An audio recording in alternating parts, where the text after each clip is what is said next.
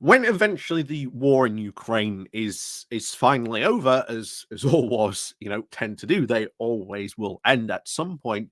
The question is now being asked: what should we do to help rebuild Ukraine? And one of the things I am quite glad about is that a lot of people are saying, well, it's not just us that should help rebuild Ukraine, it is Russia. After all, they have been largely responsible. Well, the ones responsible for causing a lot of the death, destruction, and damage inflicted upon the Ukrainian state.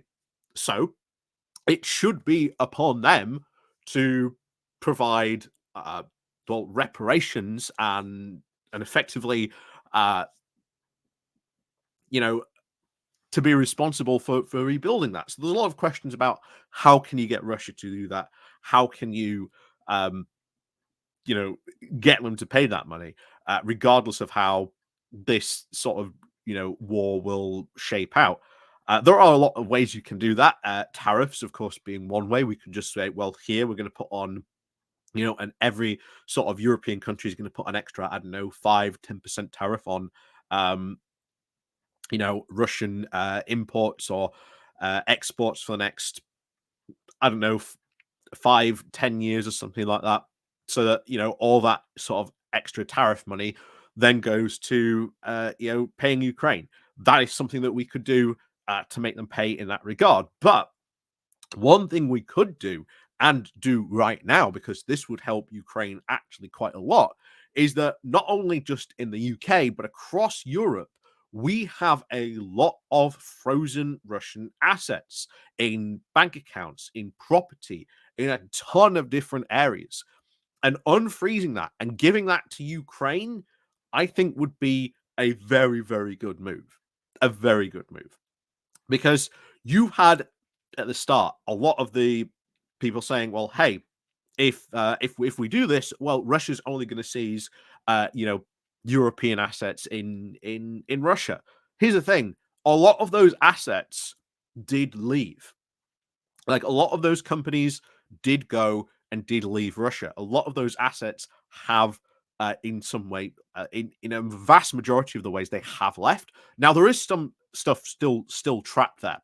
It's not all gone. It's not all managed to leave Russia. There were some funds, buildings, businesses that couldn't move out in time and are now trapped there. So they are now worried that if this sort of takes place, that they will lose their assets, because Russia said, well, we'll just come in and just yoink that up and just say, well, that's ours now. You've also got the decree Putin launched. Was it a couple of months ago now? In fact, 2 months ago.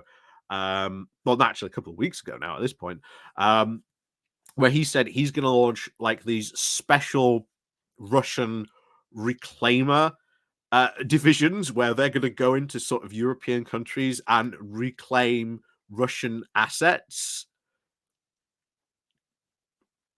Exactly how that is going to be achieved, I don't know, but that'll be interesting to see if he were to try and do that. But we'll see what happens there.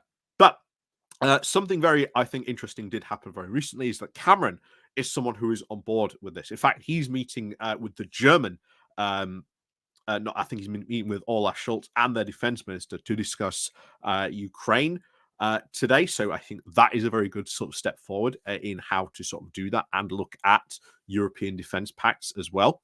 Also, they will probably be talking about extending the UK's nuclear umbrella to sort of Eastern European countries and maybe even Germany, in the event that if Donald Trump gets in and decides to remove US weapons from places like Germany and Eastern Europe.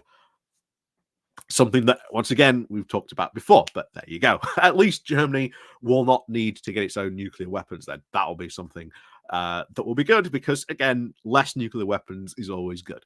So, before we do go getting into this, please do remember to click on the like, share, and subscribe button. And of course, down below there are links to my Patreon page, the one-off donation link called Buy Me Coffee, where you can buy me coffee, the YouTube thank you button, and of course, there's the Pony Club down below as well.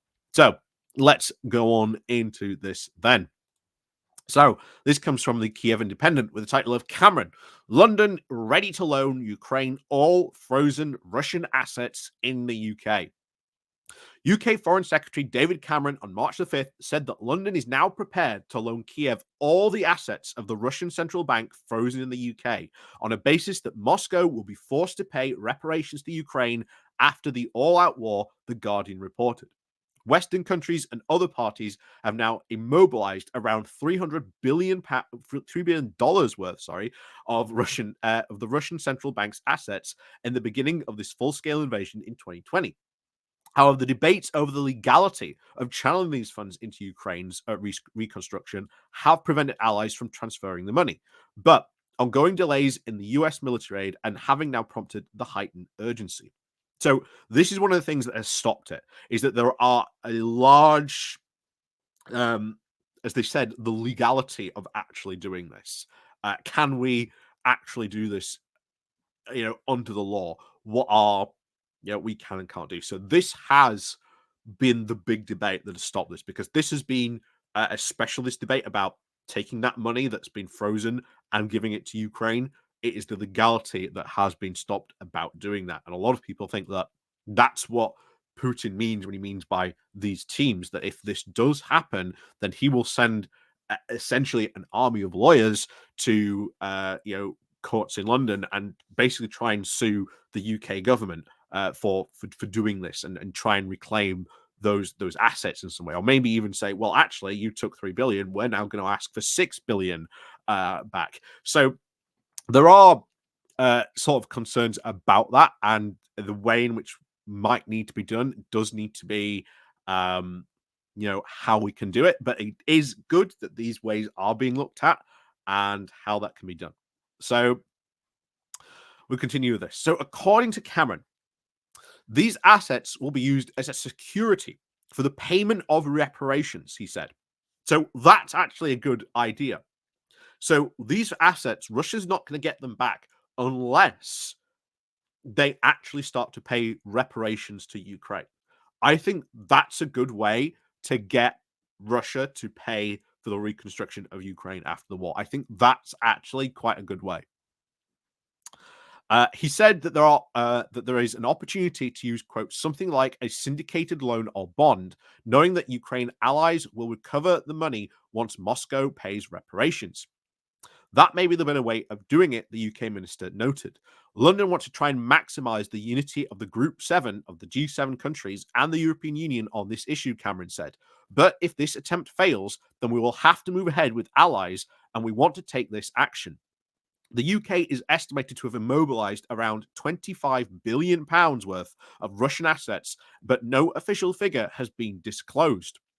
According to the World Bank, the estimated cost of Ukraine's post-war recovery and reconstruction has now risen to $486 billion.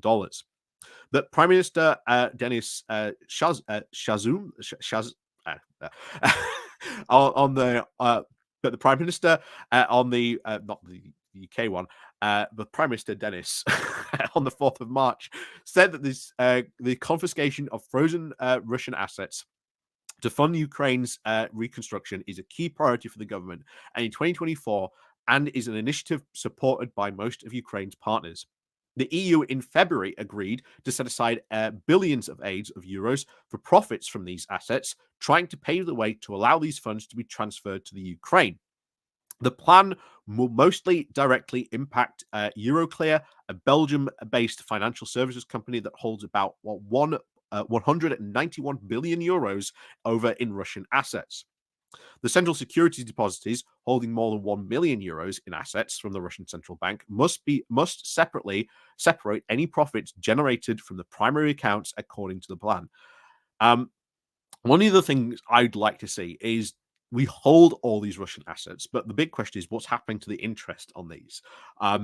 We could say, rather than these things, being accrued, interest in carrying over that, maybe you could say, well, okay, any interest generated by these is going to go to Ukraine as well. I don't know the legalities of that. Maybe it's the same thing why we can't just send the frozen assets over. But it is a question a lot of people are now asking, and bear in mind, after this war, as has been pointed out, Russia's economy at the moment, of many people have said, "Oh my God, look at the Russia's economy! It's zooming to the moon." Well, that is because Putin has switched it to a war economy. And bear in mind, this happened to the UK during the Second World War. Our economy zoomed to the moon. However, after the Second World War, after that happened, because we were not at war anymore, we were not a war economy. Our economy pretty much went slamming to the ground almost afterwards. So this is something that a lot of people said is going to happen to Russia afterwards. Yes, it might be doing that now because it is a war. It is, doing the whole war economy shtick, um, desperately trying to keep its own economy afloat by doing that. After the war, it is going to be desperate to get this money back. Desperate to get this money back. And it is spending millions on this war each and every day. Not only that, but each and every one of those soldiers, those extra conscripts it is now sent into the fight, they have to pay them their pensions afterward, which is also going to be a massive, massive drain on their economy as well. So Russia is going to be absolutely desperate to get and reclaim those assets back from back from these frozen assets that have been especially frozen in UK and elsewhere in Europe. So I think making that bond to say, hey, for every much money you give in reparations to Ukraine, you get that money back. I think that's a good way to go about it. But it is good to see that there are now plans and thoughts in place to plan for the post reconstruction of Ukraine. That is a very good sign. And I think that is something that we should look at to the future as well. Very often we focus on, current events, but as I've said, after this war, Ukraine is going to have an absolutely flourishing economy because it's going to get a lot of investment, have a lot of opportunities based in it. So, there are good times ahead, and I think that's something to sort of think about and eventually look forward to. As I said, wars don't last forever. Um, Even recently, like Lithuania came out and said, "Oh, it thinks that Russia can continue the current war for about another 2 years." Well, we can continue probably funding Ukraine probably indefinitely for quite some time, and probably even more given the fact that just to take Avdiivka, the village, well, not the village, the town they took recently, comparative size to my own hometown, they took over 17,000 casualties. We are talking, and when you look at when the Russian casualty figures are often leaked, in the case it has been with Avdiivka, you were talking like World War One like levels of casualty to try and take like very small gains. But Russia is just throwing people more and more into the meat grinder. That won't help it, especially when Russia is having massive demographic problems. Going to a war, spending your as Vladimir Putin is just spending his youth like this is not going to help Russia's future. Ukraine, on the other hand, has a lot brighter future than Russia. That's for sure. So, as always, thank you very much for watching. And of course, let me know what you think in the comments down below. And of course, do remember to click on the like and share button on your way out. And of course, there are links down below to help support the channel down in the doobly-doo. And of course, as always, we'll see you all next time.